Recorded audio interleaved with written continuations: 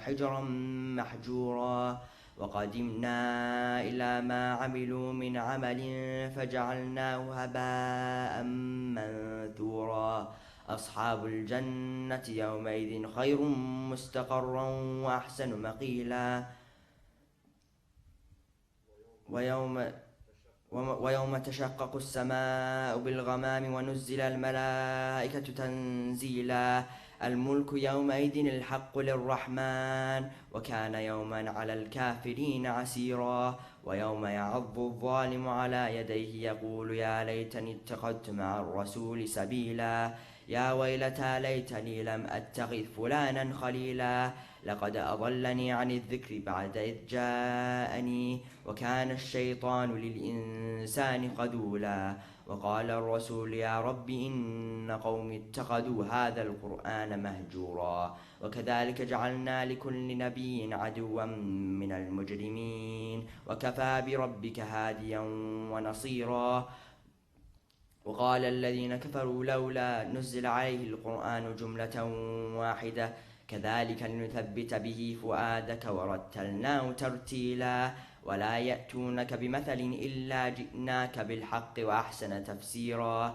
الذين يحشرون على وجوههم إلى جهنم أولئك شر مكانا وأضل سبيلا ولقد آتينا موسى الكتاب وجعلنا معه أخاه هارون وزيرا فقلنا اذهبا إلى القوم الذين كذبوا بآياتنا فدمرناهم تدميرا وقوم نوح لما كذبوا الرسل أغرقناهم وجعلناهم للناس آية واعتدنا للظالمين عذابا أليما وعادا وثمود وأصحاب الرس وقرونا بين ذلك كثيرا وكلا ضربنا له الأمثال وكلا تبرنا تتبيرا ولقد أتوا على القرية التي أمطرت مطر السوء أفلم يكونوا يرونها بل كانوا لا يرجون نشورا وإذا رأوك إن يتخذونك إلا هزوا أهذا الذي بعث الله رسولا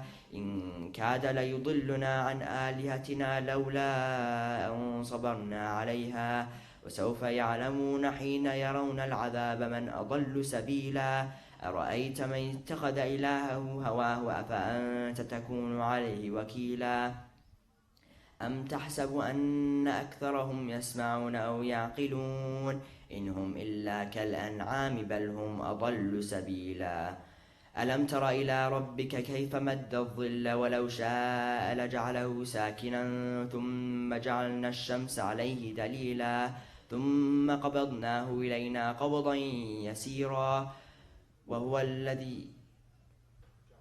الذي جعل لكم الليل لباسا والنوم سباتا وجعل النهار نشورا وهو الذي أرسل الرياح بشرا بين يدي رحمته وأنزلنا من السماء ماء طهورا لنحيي به بلدة ميتا ونسقيه مما خلقنا أنعاما وأناسيا كثيرا ولقد صرفناه بينهم ليذكروا فأبى أكثر الناس إلا كفورا ولو شئنا لبعثنا في كل قرية نذيرا فلا تطع الكافرين وجاهدهم به جهادا كبيرا وهو الذي مرج البحرين هذا عذب فرات وهذا ملح أجاج وجعل بينهما برزخا وحجرا محجورا وهو الذي خلق من الماء بشرا فجعله نسبا وصهرا وكان ربك قديرا ويعبدون من دون الله ما لا ينفعهم ولا يضرهم وكان الكافر على ربه ظهيرا صدق الله العلي العظيم صلوات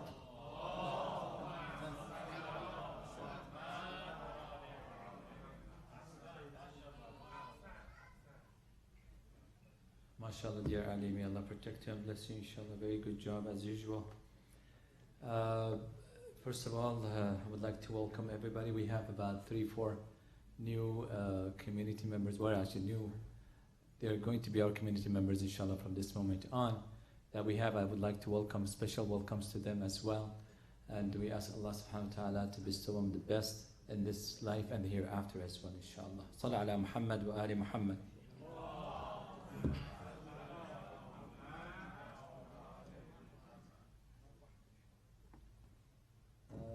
We are going to recite Surah Yunus, ayah number 98, maybe 3, 4, 5 ayah at the most. You would like to share with us Surah Yunus, and ayah number 98. أعوذ بالله من الشيطان الرجيم. بسم الله الرحمن الرحيم.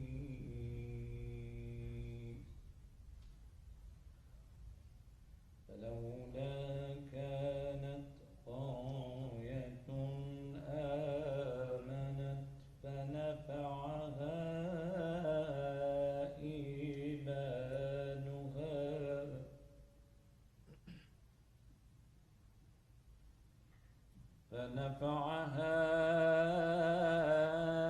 إيمانها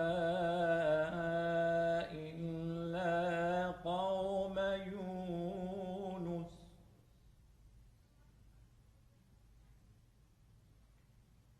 لما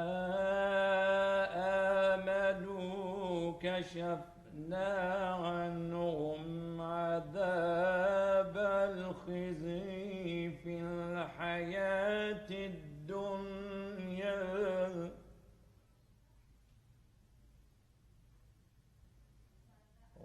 ومتعناهم إلى حين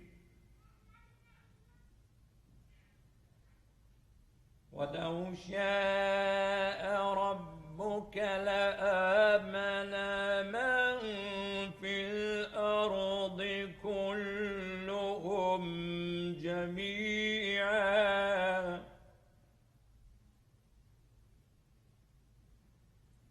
أفأنت تكره الناس حتى يكونوا مؤمنين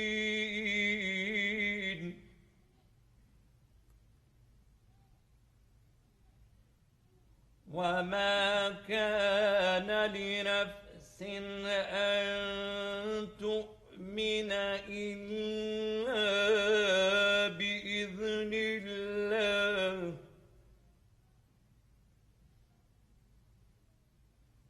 ويجعل الرجس على الذين لا يعقلون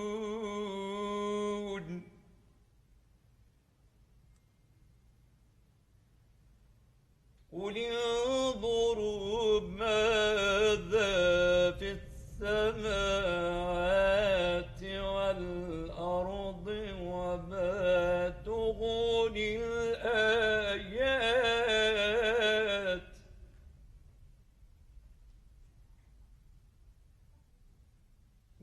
تغني الآيات والنذر عن قوم لا يؤمنون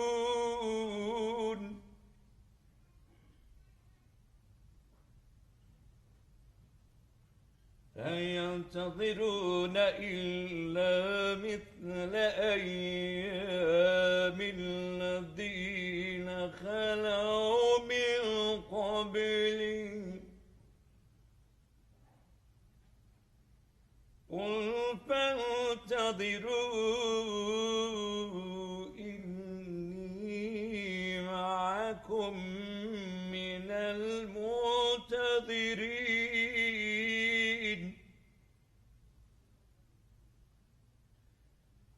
ثم ننجي رسلنا والذين آمنوا ثم ننجي رسلنا والذين آمنوا كذلك حقا علينا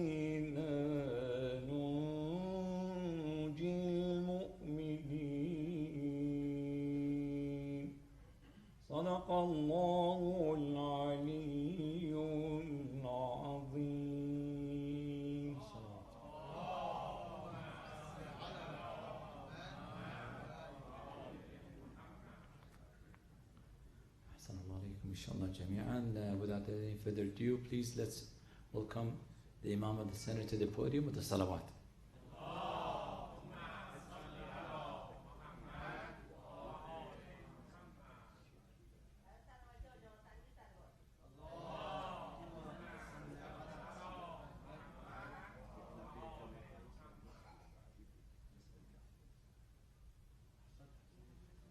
Assalamu alaikum wa rahmatullahi wa barakatuh. So we're going to continue with Surah Al-Ra'd, and tonight we will reflect on verse number 16 inshallah. Bismillah ar-Rahman ar-Rahim. Alhamdulillahi Rabbil Alameen. والصلاة والسلام على أنبياء الله جميعا وعلى سيدهم وخاتمهم حبيب إله العالمين أبي القاسم المصطفى محمد وعلى أهل بيته الطيبين الطاهرين المعصومين الذين أذهب الله عنهم الرجس وطهرهم تطهيرا. أعوذ بالله من الشيطان الرجيم. بسم الله الرحمن الرحيم. قل من رب السماوات والأرض قل الله قل أفاتخذتم من دونه أولياء لا يملكون لأنفسهم نفعا ولا ضرا قل هل يستوي الأعمى والبصير أم هل تستوي الظلمات والنور أم جعلوا لله شركاء خلقوا كخلقه فتشابه الخلق عليهم قل الله خالق كل شيء وهو الواحد القهار. صدق الله العلي العظيم.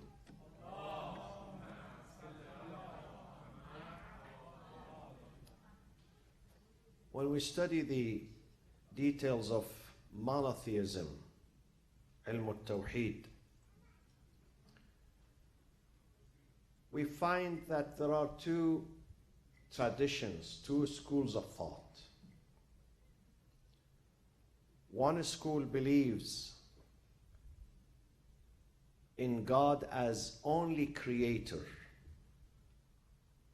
They believe He is the creator of the universe. He is the creator of the heaven and earth. But His job and His role ends there. He just created. And then He leaves the creatures alone. He does not interfere in their life. He has no influence on them. And people have complete free will without the interference of God. His role is just to create. The other school believes that God is not only creator, God is also nurturer. So they don't only believe in khaliqiyya, the creativity, the power of a creation of God, but also they believe in the rububiyyah, God's nurturance and God's lordship. Rububiyyah means lordship. What does lordship mean?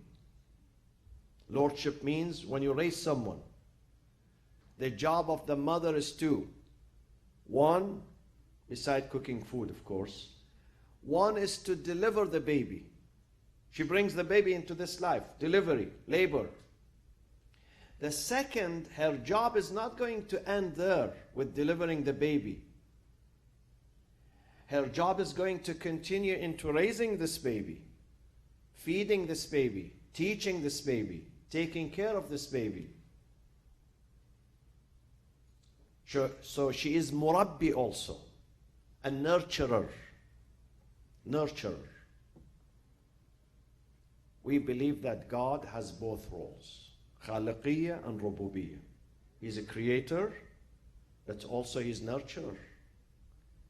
We need Him all the time. His role did not end when He created us. And then He tossed us here into this life. And He said, you are by yourself. He didn't say this. He said, I'm going to be with you. Throughout your life, I'm going to be with you. Wherever you go, I'm going to be with you. Whether you are at home, whether you are traveling, whether you are in the desert, at sea, in the sky. I'm going to be yours. I'm going to be with you. I am Rabb. Rabb means I'm a nurturer. I'm a supervisor. I'm a caretaker. I take care of you. إلهي إن لم تبتدئني الرحمة منك بحسن التوفيق فمن السالك بي إليك في واضح الطريق وإن أسلمتني أناتك لقائد الأمل والمنى فمن المقيل عثراتي من كبوات الهوى وإن خذلني نصرك عند محاربة النفس والشيطان فقد وكلني خذلانك إلى حيث النصب والحرمان. If you don't hold my hand, who's going to hold my hand? Even my mother is not going to continue her journey with me. Even my father is not going to be always with me. If you don't guide me, who's going to guide me? If you don't watch over me, who's going to watch over me? I need you throughout my life. Not only when I'm an infant, not only when I'm a child. I need you during my adulthood. When I get old, I need you even when I am powerful. I need you even when I am able to do my things. I need you even when I am able to take care of myself. I still need you. So the divine grace in Islamic philosophy is called Al-Faydul Ilahi. Fayd. Divine grace, divine support, divine care does not end. This is why we need to be with God. Not just during the month of Ramadan, not just during Friday, not only Thursday night. Throughout our time, throughout our life, every day we need God. Every week we need Him. Every month we need Him. Every occasion we need Him. Every morning, every evening. We need God because He's the Rabb, Rububiyyah. He's the caretaker. He's the nurturer. Allahu Rabbukum. It's more than a creation. Khaliq is a creator, but Rabb is nurturer. And the relationship between the nurturer and the nurtured does not stop, does not cease. It's a continuous relationship.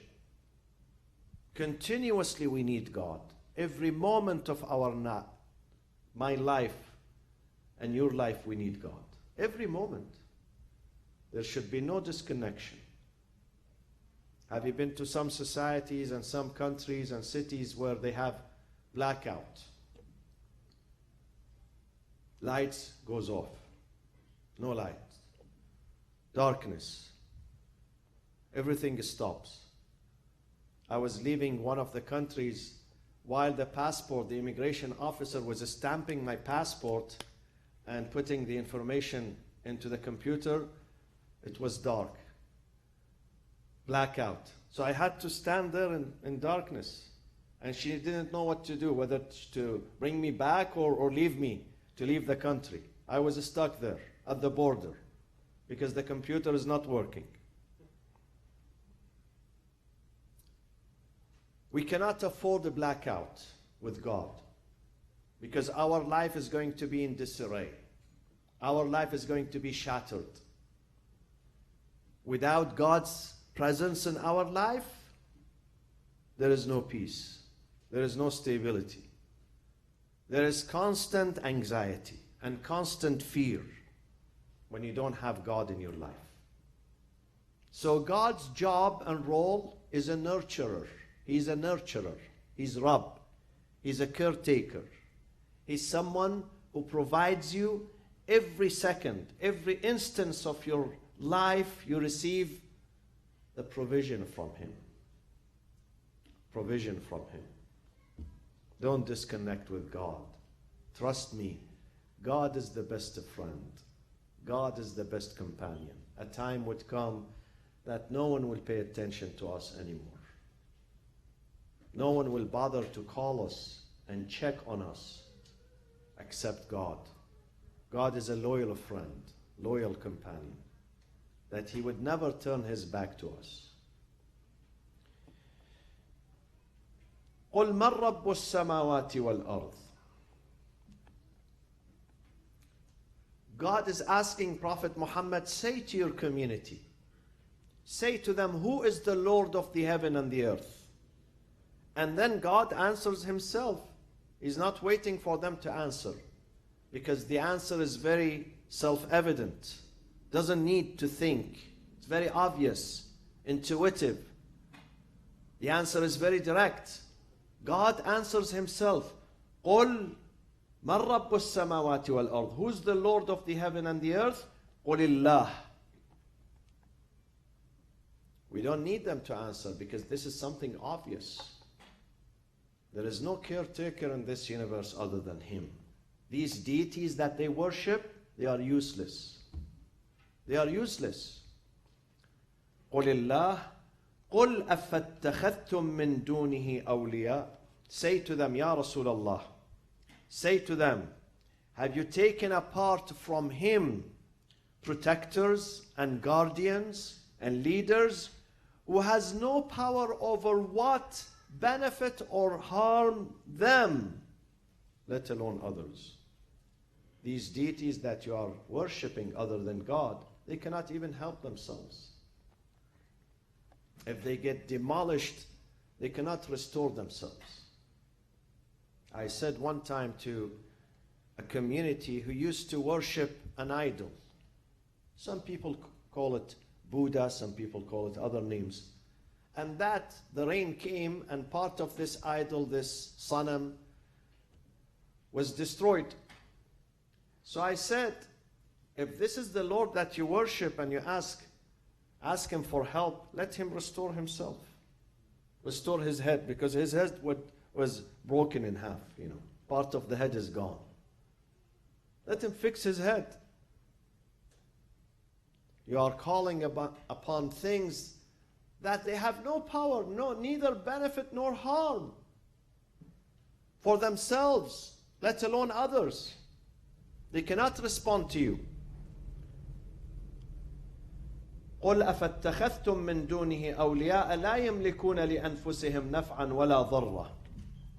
Now, my friends, there is a question here, and I mentioned this question many times. But because the question is important, we will address it again. How about if I say, "Oh Prophet Muhammad, help me"? Is this belief or disbelief? Is this iman, faith, or shirk, association with God? Disbelief in God. Saying Ya Muhammad is an act of faith if you believe Muhammad is not acting by himself. He's acting on behalf of whom? On behalf of God. Because he's the messenger of God. Otherwise, if you call upon him thinking that he's independent, this is an act, that would be an act of disbelief in God. Muhammad cannot help you without the permission of God, without the help of God. He cannot help himself, let alone you or me. But God says it is okay to call upon him, believing that he's with God, he's for God, he's a channel that takes you to God. He's a passage, a path, a way, means to God. Not other than God, but to God, with God's permission. One day, Al-Imam Ja'far ibn Muhammad al-Sadiq alayhi salatu wassalam, the sixth Imam, he was sitting dining with Imam Abu Hanifa, the Imam of the Hanafi tradition. So when they finished food, Imam al-Sadiq said, Alhamdulillah, Allahumma hada min indika wa min indi nabiyik. What we ate today is from you, provision from you and from your prophet. Abu Hanifa said to him, what are you saying? This is shirk. You are saying this food from God and his prophet? This is not right. Imam al-Sadiq turned to him, he said to him, Abu Hanifa, don't you read the Quran? He says, yes, I read the Quran. He said, but God says the same in his book. in chapter 9. وَمَا نَقَمُوا مِنْهُمْ. Chapter 9 is Surah At-Tawbah. Repentance. Chapter number 9. Twice God says that I feed and the Prophet feeds you. I give a provision and the Prophet gives provision. وَمَا نَقَمُوا مِنْهُمْ إِلَّا أَنْ أَغْنَاهُمُ اللَّهُ وَرَسُولُهُ مِنْ فَضْلِهِ. God enriched them and the Prophet out of their bounties. Not just God. In another verse in the same chapter, Surah At-Tawbah, وَلَوْ أَنَّهُمْ رَضُوا مَا آتَاهُمُ اللَّهُ وَرَسُولُهُ وَقَالُوا حَسْبُنَا اللَّهُ سَيُؤْتِينَ اللَّهُ وَرَسُولُهُ مِنْ فَضْلِهِ. See how many times God repeats the same sentence? That God is going to provide you out of His and His Prophet's provision. Not just Him. Why? Because the Prophet Muhammad acts on behalf of whom? On behalf of God. Not on behalf of himself as a human being. He's not a Lord. He's the slave of the Lord. He's the servant of the Lord. In another verse, God says in the Quran, you are the sustainer. You as a mother, as a father, who's the sustainer of this universe? God. Razzaq, sustainer means Razzaq. Razzaq is the one who provides you with sustenance, with food, with care, with health, with everything. So He's God. But God says your father is your sustainer. وَارْزُقُوهُمْ فِيهَا. God says to the parents, take care of your children. Give them provision. Be their Razzaq. Be their Raziq. Give them provision. So I can say about you, if you are a mother, you are Razzaq. You are Raziq to your children. If you are a father and you have kids, you are taking care of them, you are Raziq. And it is not an act of disbelief in God. This is not shirk. This is not heresy. This is what God Himself says in the book. But the ultimate sustainer, provider is God. We are His agents. This is the difference. God is not the agent. God is the main source. We are the agents. We work for Him. We do not work independently from Him. If you think you work independently from God, this is an act of heresy. But if you believe that you work alongside God, you work for God, not against God, not independently from Him, this is an act of belief, and this is mentioned in our book. So Imam al-Sadiq said, Ya Abu Hanifa, you read the Quran, but you don't reflect. This is the problem. If you reflect on the Quran, you will find out that you can say, oh God, I thank you and I thank your Prophet for what you have given me. This is not heresy. Then God says here, قُلْ هَلْ يَسْتَوِي الْأَعْمَى وَالْبَصِيرُ أَمْ هَلْ تَسْتَوِي الظُّلُمَاتُ وَالنُّورُ. Say, Prophet Muhammad, say to your community, are the blind and the seer, seer means the one who sees, equal? Or are darkness and light equal? They are not equal. These are metaphors. Metaphors for what? The blind and the seer are metaphor, example for what? For the one who have faith and the one who does not have faith. Light and darkness are metaphor and example for what? Guidance. When someone has GPS, give me a good GPS, updated GPS, and send me anywhere in the world. I can drive. As if I am the person, as if I live in that country, because I have good GPS. Guidance. This is GPS. God says, if you have this good GPS, Garmin, is it Garmin, the good one? Huh? Who travels? None of you? The phone, yeah. So, the best GPS is this book. Take it anywhere. It can help you. It can guide you. But if you don't have GPS, you are stuck in darkness. God is trying to say that for us to see, what do we need? For me to see you, what do I need? For you to see me, what do you need? You need two things. Huh? Exactly. Vision, a seeing eyes, vision. And the second thing is what? Is light. Because even if I have a strong vision, but it is dark here, I can't see anything. So we need two things. God says the journey for faith requires two things. Number one, a good eye, but not this physical one. The eye is here. It's called inner vision. Inner vision, basira. This is ayn, this is basira, this is basira. This one is physical eye. This one is what? Spiritual and moral. If you don't have this one, you still can see God. You still can see your way in life. But if you don't have this one, you are stuck. You don't have GPS. You can't move. So God says, number one, you need an inner vision. And number two, you need what? You need light. And what is the light here?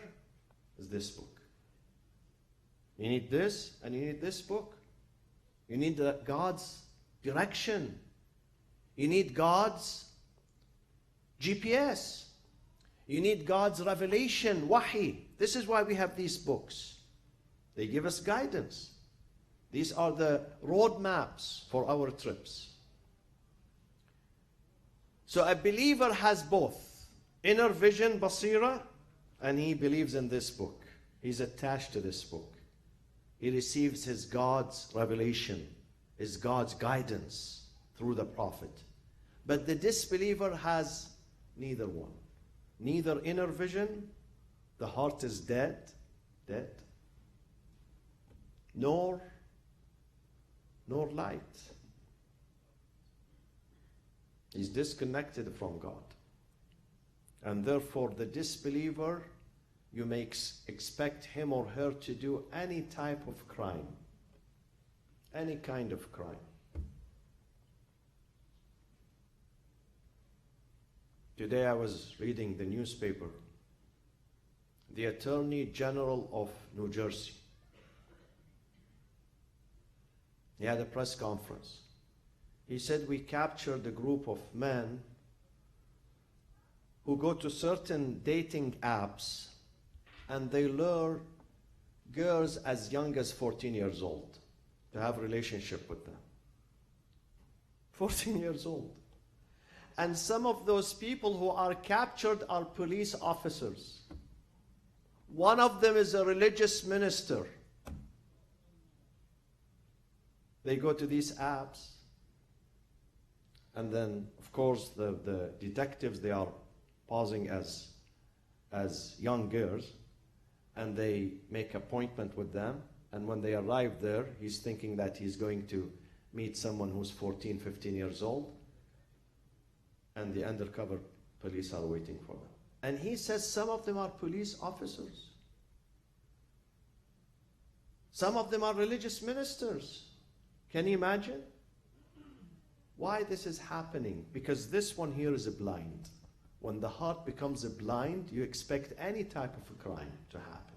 Anything to happen in this life. وَلَهَلْ يَسْتَوِي الْأَعْمَى وَالْبَصِيرُ أَمْ هَلْ تَسْتَوِي الظُّلُمَاتُ وَالنُّورُ. Darkness and light are not equal. Definitely the one who has light is happier, is more successful. His journey is safe in this life. أَمْ جَعَلُوا لِلَّهِ شُرَكَاءَ خَلَقُوا كَخَلْقِهِ فَتَشَابَهَ الْخَلْقُ عَلَيْهِمْ قُلِ اللَّهُ خَالِقُ كُلِّ شَيْءٍ. God creates, the creator of everything in this universe. وَهُوَ الْوَاحِدُ الْقَهَّارُ. He's the one, the irresistible, the paramount in this life. The incapable of being resisted. Now, there is an important sentence in this verse. Allahu khaliqu kulli shay. God creates everything in this universe. What does that mean? Again, there is a dispute between Muslim philosophers. Islamic philosophers, when it comes to this verse, they have a dispute, disagreement. They are divided into two schools. One school are called the Mujabbirah, the coercionists, people who believe in coercion, people who believe that you have no choice in this life. God creates you as you are. No changes are going to happen. From day one, God created this person as a believer. And he is going to continue his entire life up to 90 years as a believer, and then he goes to paradise. They also believe that God created the other one as a disbeliever, and he's going to continue his entire life as a disbeliever, and then he will condemn him to hellfire. You can't do anything about it. You have to accept this, because he's the supreme. But do we accept this idea? We don't accept it. By the way, my friends, the madhab, the school of thought that dominates Saudi Arabia is this, the coercionist. They believe in coercion. They believe that God left you no choice in this life. You are driven by God, driven by, like a herd of sheep, okay? Driven by the shepherd. So you have no choice. God created the Saudis as Muslims, they're going to go to paradise, and then he created the Indians, Chinese, Americans, Europeans are non-believers, they have to go to hellfire. That's it. I'm not joking here. These are discussions, my discussions with them when I go there. So I asked them then, why someone in Europe, in America, in China, in India, why should he go to hellfire? He says, this is God's choice. Don't argue with me. God is the supreme. I say, but this is against his justice. Then this means God is not just. He says, no. God can do anything, like a father. A father can cherish his son, spoils his son, and he can burn his son. I say, no, burning his son only in Saudi Arabia. In America, these things doesn't happen. You may do that in your country, but not in other places. Didn't they kill 37 innocent people yesterday? They executed them. Innocent people. Only because they asked for some freedom, some democracy, some sense. Only. They killed them in cold blood. So my friends, the other tradition is the tradition of a free will. Yes, there are certain things we have no control over them, but there are many things we have control over them. When it comes to the color of your skin, you don't have control over it. When it comes to your dad and your mother, you had no control over it. They got together, they got married, they created you. You did not choose your father. You didn't say, oh God, I want my father to be from China, my mother from India. This is a good, hybrid child. God would not listen to you. My father was my father and my mother was my mother, and I had no choice. My date of birth, I had no choice. My place of birth, I had no choice. Even my place of death, we're not going to have a choice. But other things, God says you have choice. Following this path or that path, you have a choice. Being a believer or disbeliever, you have a choice. Being an arrogant person or a humble person, you have a choice. Being obedient or disobedient, you have a choice. I'm not going to coerce you. We have a choice. Because God, why we do not accept coercion? Because God cannot force you to be a disbeliever, and then on the day of judgment he holds you accountable. He says, why you are a disbeliever? Doesn't make sense. Doesn't make sense. In fact, the reason we have a day of judgment, because we have a freedom of choice. Otherwise, if we don't have a freedom of choice, why there is a day of judgment? God created me disbeliever, so let him send me to hellfire. There is no need for day of judgment. He already judged me. But because we have day of judgment, we believe in divine justice, that God is just and fair. He's not a dictator. He's not from the royal Saudi family. He's a good God, merciful God. Then He has given us the free choice. He says, listen, I'll give you freedom in this life. I want you to believe in me, definitely. And I will encourage you. I will facilitate that journey for you. I will help you to believe in me. I'll provide you with evidence, with books, with teachers, with guides. But then, at the end of the day, I leave the choice for you. I'm not going to force you to believe in me.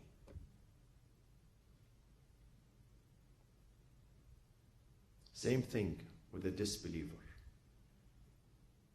God says, I love you to come back to me. I don't want you to stay away from me.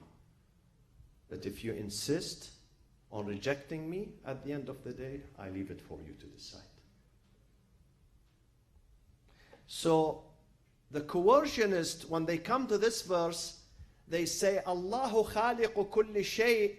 It means God creates our a'mal too, our deeds, not just ourselves, but our deeds. They are ready-made. God created them and He attached them to us. So we have no choice over them. We tell them, no, you misunderstood the verse. The verse says, Allahu khaliq, God is the creator of everything. Physically, He's the creator. And then He creates the reason, the intelligence, the eyes. أَلَمْ نَجْعَلْ لَهُ عَيْنَيْن وَلِسَانًا وَشَفَتَيْن. We give Him understanding. We give Him books. We give Him a freedom. We give Him dignity. But then we don't create the work for Him. He has to create the work for Himself. And God says in Surah Yasin, إِنَّمَا تُجْزَوْنَ مَا كُنْتُمْ تَعْمَلُونَ. Today you receive what you worked, not what I worked for you. You did the homework yourself. So we are giving you these blessings and rewards because of your own work. So we have a free will in this life. Margaret, tonight, she came to the mosque. She's not a Muslim. Maybe this is her first time in her life. She comes inside the mosque. She had the choice of going somewhere else. But she's studying. She's taking the first step out of a freedom and choice. This is an example. She's American. Neither her father is a Muslim nor her mother. None of her family. This is an example that God gives you free choice. Even if you are American, European, African, Chinese, still you have intelligence. And you have a freedom of choice. You have aql, you have a brain, you have reason that tells you what is right and what. And God wants you to incorporate your reason to find the right way. The reason is not only to buy the best car and the best house and the best food. Reason is to find the best way in this life. A way that is going to take me ultimately to the hereafter. Allahumma aghfir lil mu'minina wal mu'minat wal muslimina wal muslimat الأحياء منهم والأموات تابع اللهم بيننا وبينهم بالخيرات إنك مجيب الدعوات. Inshallah, the month of Ramadan is going to begin May 6, Monday, inshallah. May 6. You can see the timetable outside. Also, you can download this. Those of you who are tech savvy, please download this at home. And inshallah, we have a program every night, but the iftar only 3 nights a week. The iftar, where we break the fast, is only 3 nights this year. Thursdays, Fridays, Saturdays. Thursdays, say after me, Thursdays, Fridays, Saturdays. We have iftar, and 4 days, no iftar. They come to learn, which is Sundays, Mondays, Tuesdays, Wednesdays. We begin at 9 p.m. 9 p.m. with dua al-iftitah. Enjoy the iftar with your family members, with your friends. We want you to spend some quality time with your family at home. Enjoy the Lebanese food, Pakistani food, Afghani food, Iranian food, Iraqi food. And then you come and join us on Thursdays, Fridays, and Saturdays with the iftar. So 3 days we do have iftar, and 4 days we don't have iftar. We have a program every night. The days we don't have iftar, we begin at 9 sharp with dua al-iftitah, and then I begin here at 9:20. And before 10 p.m., I promise you, we finish. The days we have iftar, which is 3 days, We begin at sunset, inshallah, with Salatul Maghrib and Isha, Iftar, Dua al-Iftitah, and the lecture. I ask you to join me in recite Surah Al-Fatiha for the soul of Mrs. Roshan Ali, the mother-in-law of Tanweer Daya. Today is the 40th of her departure. إلى أرواح المؤمنين والمؤمنات ثواب الفاتحة مع الصلاة على محمد وآل محمد.